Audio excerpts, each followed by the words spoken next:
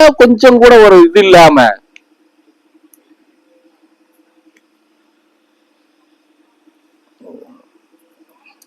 வீட்டுல இருந்த 10-12 மணி வரைக்கும் கூட உறங்காம இருக்கிறது. பகல் பூரா சுத்துறது. அப்ப மாத்திரம் ஏன் அவருக்கு வர மாட்டேக்கு?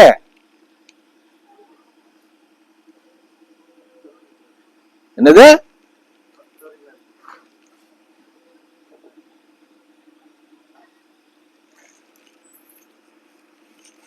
சரியா? இப்ப என்ன சொன்னு மறந்து வச்சு உம்மால நான் மறந்துட்டேன். ஆமா, புரியுதா? அப்படிதான் நமக்கு உத்தரவு. நம்ம அப்படித்தான் பயணம் பண்ண முடியும். அப்படித்தான் நடந்துட்டு இருக்கு. புரியுதா நான் சொல்றது? ஒண்ணு இல்ல, உங்களுக்கு ஒரு நான் சொல்றேனே, இந்த ஓராண்டுக்குள்ள 3 முறை முயற்சி பண்ணிட்டேன். எதை? அந்த பாத்ரூம் ரெடி பண்ணிருந்தேன்.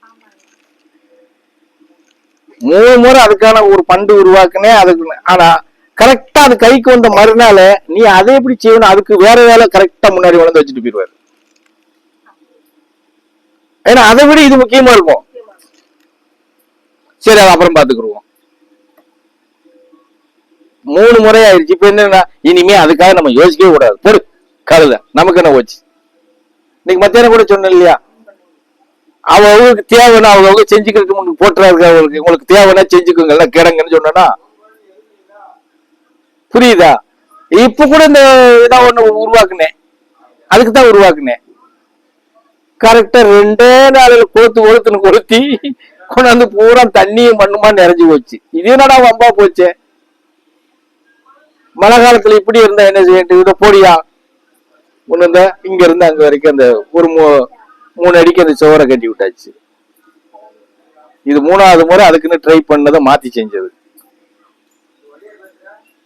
புரியுதா? அப்ப அதுதான் சொல்றேன், எதையும் எப்ப செய்யணும் அதுக்கான பண்டு எங்க இருந்து வருதோ அங்க அதுதான் அது நடக்கும்.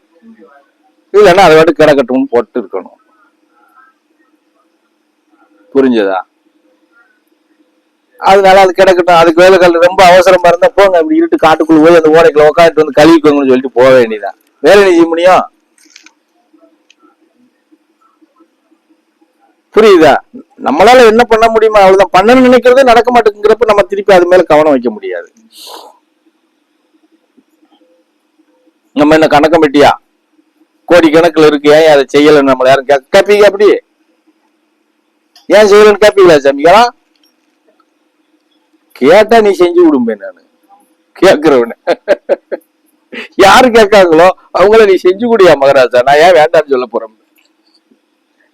அதுல கூட யாரோ சொன்னாங்க, சாமி அவ்வளவு தூரத்துல பாத்ரூம் போட்ட நாங்க எப்படி ஓட அப்படின்னு கூட கேட்டாங்க. அவசரத்துக்கு எப்படி ஓட அப்படின்னாங்க. அதுக்காக நான் என்ன பக்கத்திலேயே பெட்ரூம் போட்டா கொடுக்க முடியும்? புரியுதா?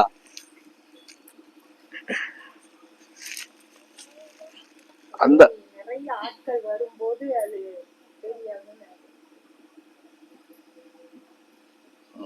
அப்படின்னா இன்னும் 12, 13, ஆமா ஒரு 17 வருஷம் கழிச்சுதான் ஆகும். அப்ப எப்படி